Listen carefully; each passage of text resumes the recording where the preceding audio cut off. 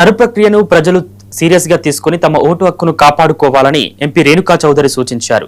భద్రాద్రి కొత్తగూడెంలో కొత్త జిల్లా గ్రంథాలయ ప్రహారీ గూడ నిర్మాణ పనులకు ఆమె శంకుస్థాపన చేశారు.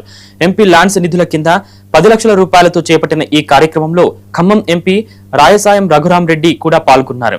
కేంద్ర ప్రభుత్వ విధానాలు, పెరుగుతున్న ధరలపై రేణుకా విమర్శలు గుప్పించారు. ప్రధాని మోదీ విదేశాలు తిరగడం తప్ప చేసిందేమీ లేదని విమర్శించారు. త్వరలో కేంద్ర కేబినెట్ లో మార్పులు చోటు చేసుకుంటాయని, తెలంగాణలో బీజేపీ వ్యూహాలు ఫలించవని ఆమె వ్యాఖ్యానించారు.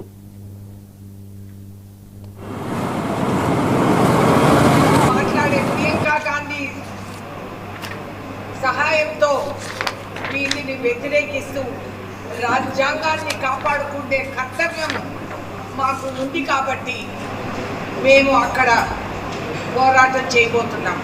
అదేవిధంగా లోక్సభలో రఘురామరెడ్డి గారు, రాజ్యసభలో నేను రాష్ట్రానికి రావాల్సిన నిధులు ఏవైతే కావాలని అక్కడ అడ్డంకులు పెట్టి ఆపుతున్నారో, రాష్ట్ర ప్రజలకు ఉన్న హక్కులవి ఎవడు పెట్టే భిక్షం కాదు అని చెప్పి వాళ్ళకి అర్థమయ్యేటట్లు మేము ఫాలో అప్ చేసుకోవటం జరుగుతుంది.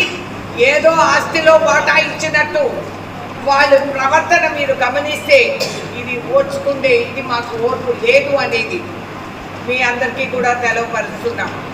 మరి ఇవన్నీ మాట్లాడుకునేటప్పుడు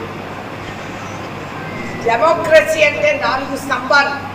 దాంట్లో మీడియా పాత్ర రాజకీయాలకు ఎంతుందో, సుప్రీంకోర్టుకి ఎంతుందో అంతకంటే ఎక్కువగా మీ అందరికీ ఉంది.